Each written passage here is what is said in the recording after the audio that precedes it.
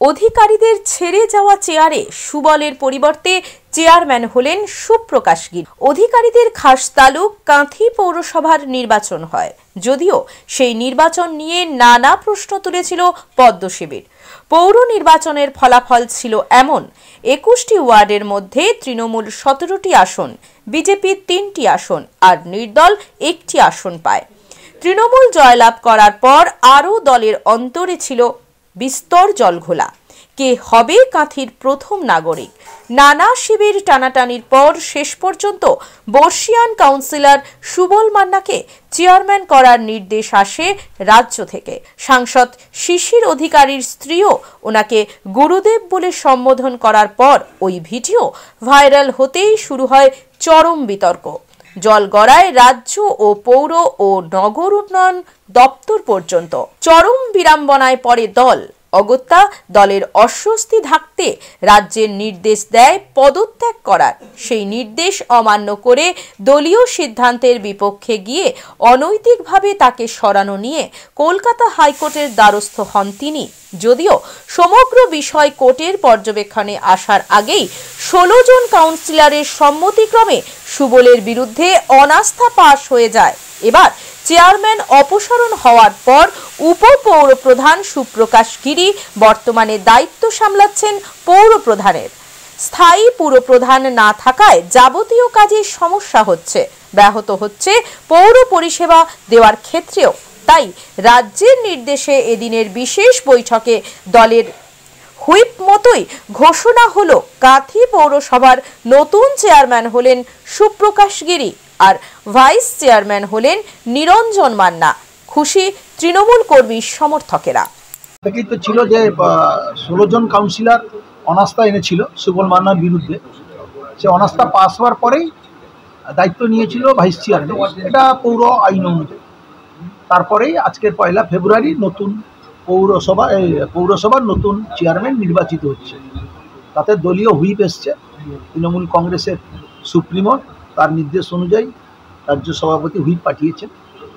সেই হুইপ মতনই আমাদের জেলা সভাপতি পীযূষ পণ্ডা সেই হুইপের কাগজ সমস্ত কাউন্সিলরকে দিয়েছেন এবং তাতে যা লেখা আছে তাতে আমরা পড়ে প্রত্যেককে শুনিয়ে দিয়েছি এবং প্রত্যেক কাউন্সিলরকে আমরা শপথ বাক্য পাঠ করিয়েছি এখানে 16 জন কাউন্সিলরকে, যে আমাদের দলীয় নির্দেশটা কি আছে সেই মতনই কে প্রস্তাবক হবে, কে মিটিংয়ে সভাপতিত্ব করবে এবং কারা সমর্থন করবে।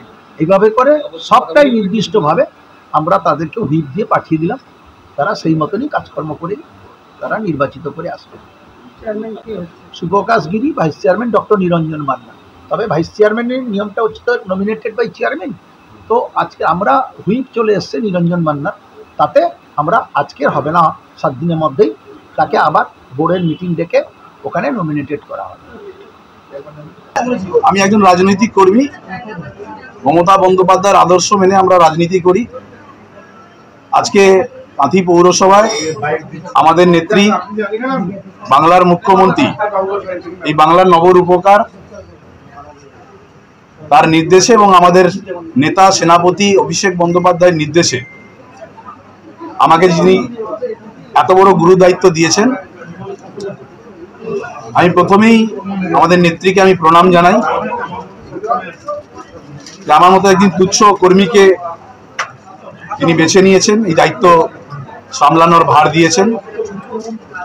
আমি চাইব যে আমাদের যারা নির্বাচিত কাউন্সিলর আছেন, তৃণমূল কংগ্রেসের জোড়া ফুলের প্রতীকে নির্বাচিত যারা রয়েছেন, তাদের প্রত্যেককে সাথে নিয়ে আগামী দিনে এই কাঁথি পৌরসভাকে একটা মডেল পৌরসভা এবং আমরা বসবো।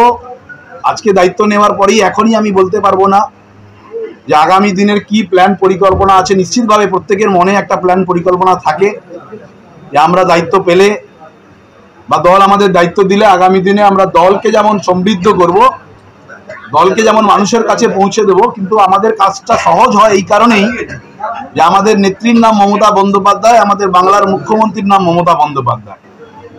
তিনি প্রায় উন্নয়নের 70-80% কাজ তিনি নিজের হাতে করে দেন। সাধারণ মানুষের সার্বিক উন্নয়ন এবং সাধারণ মানুষকে কিভাবে আরো ভালো রাখা যায় সেটার কাজ তিনি করে দেন এবং সেটাকে বাস্তবায়িত করার কাজ হচ্ছে তার সৈনিকদের, তার কর্মীদের। আমরা সেই কাজই করব এবং আগামী দিনে আপনারা দেখতে পাবেন যদি কোনো জায়গায় এই পৌরসভাকে কেন্দ্রে আপনারা দেখেছেন বহু জায়গায় মানুষের অধিকারকে লুণ্ঠিত করা হয়েছে, মানুষের বিভিন্ন প্রকল্প উন্নয়নকে বিভিন্ন রকমভাবে ঘুরিয়ে দেখানো হয়েছে। আমরা চাইব সকলে মিলে আলাপ আলোচনার মাধ্যমে এই পৌরসভা আগামী দিনে বাংলার মধ্যে একটা নজিরবিহীন পৌরসভা হয়ে দাঁড়াবে, তার চেষ্টা আমরা সকলে করি।